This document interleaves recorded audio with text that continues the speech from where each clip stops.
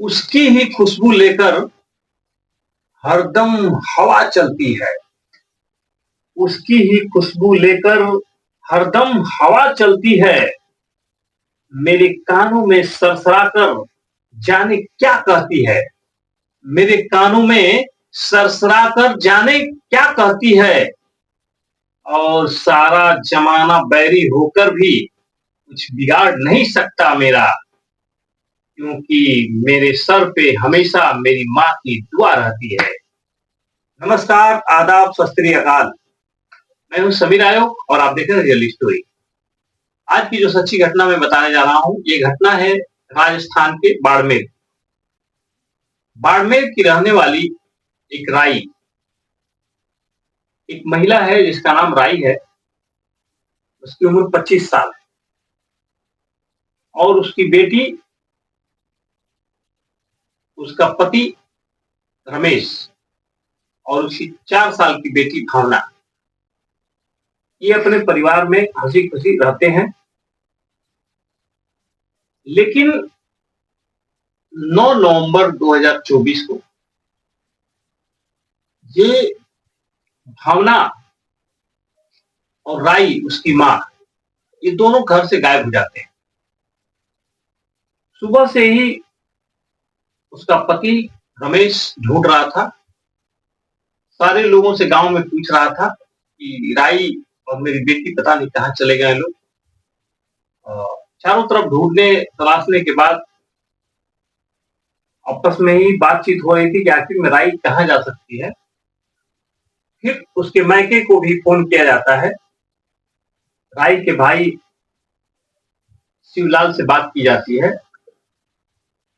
कि राई गुस्सा करके वहां तो नहीं गई है, लेकिन शिवलाल बताता कि नहीं, यहां नहीं आई। शाम होते होते ये पता चलता है कि राई और भावना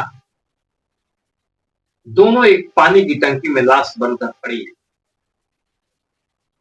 वो पानी की टंकी रमेश के घर से 50 मीटर दूरी पर थी। सारे लोग वहां इकट्ठा हो जाते हैं, शोर शराबा होने लगता है, गांव के सारे लोग इकट्ठा होकर बातचीत करने लगते हैं। रमेश रो रहा था, बिलख रहा था कि मेरी बेटी और मेरी पत्नी ने क्या कर दिया। उसका कहना था कि शायद इन दोनों ने आत्महत्या कर ली। मेरी पत्नी ने मेरी बेटी को लेकर के आत्महत्या कर ली, अब मैं किसके सहारे जीऊंगा। पुलिस को खबर की जाती है, पुलिस वहां आती है, लाश को पोस्टमार्टम के लिए भेजा जाता है और सारे लोगों से वही मौके वारदात पे पुलिस पूछताछ करती है।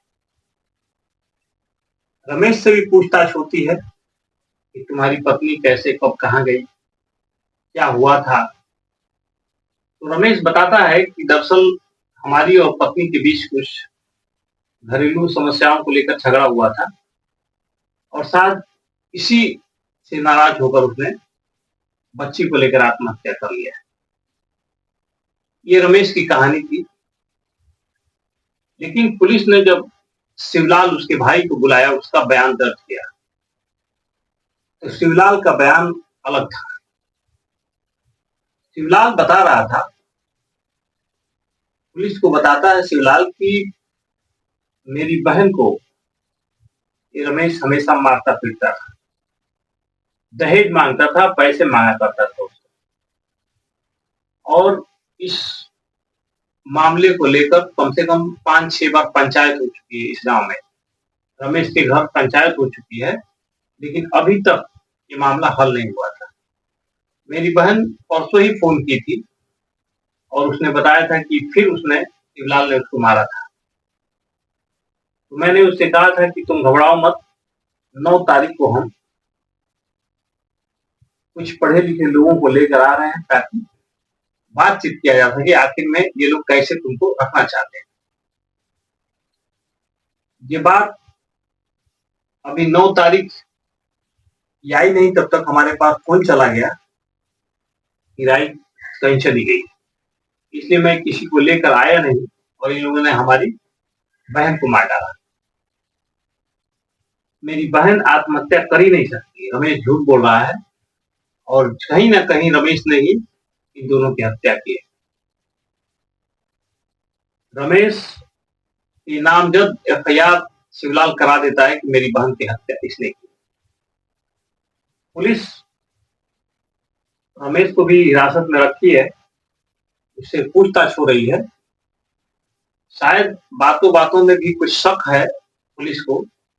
ये जो बता रहा है कि कब गायब हुई थी और कैसे उसको पता नहीं चला, जब वो घर में था, बाहर तो था नहीं। उसकी पत्नी गई, बेटी गई, तो इसको पता क्यों नहीं चला? इस बात पर पुलिस शंका भी कर रही है इसके ऊपर और पुलिस ने इसको रमेश को हिरासत में भी रखा है, एफआईआर भी दर्ज हो चुकी है। इसलिए अगर रमेश कातिल होगा तो ये बच नहीं सकता है, क्योंकि सबकी सुई इसी की तरफ जा रही है। इस घटना ने एक पति पत्नी का जो रिश्ता होता है प्यार का, उसमें एक कलंक सा लगा दिया है। कोई अपनी पत्नी के साथ तो ऐसा कर सकता है, लेकिन एक मासूम बच्ची जिसको तुमने अपने हाथों से खिलाया होगा, खेला होगा उसके साथ, बच्ची तुम्हें पापा कहती होगी और 4 साल की उस मासूम की क्या खता थी? अगर दुश्मनी थी तो अपनी पत्नी के साथ तुमने किया होता ऐसा कुछ, लेकिन वो भी गलत था। लेकिन इसने अपनी मासूम सी बच्ची को भी मार डाला। लेकिन दोस्तों, इस घटना में जो भी जिम्मेदार होगा उसको सजा मिलेगी। लेकिन वाकई इंसान अब इंसान नहीं रह गया है, हैवानों की तरह हरकत करने लगा है। आप लोगों के बीच ये कहानी रखने से ये होता है कि आप लोग सजग हो जाएं, सावधान हो जाएं और इन सब चीजों से बचेंगे। हमारा वीडियो को लाइक करें, हमारा चैनल सब्सक्राइब करें और अच्छा लगे तो कुछ कमेंट भी करें। तब तक के लिए सत्यमेव जयते। जय।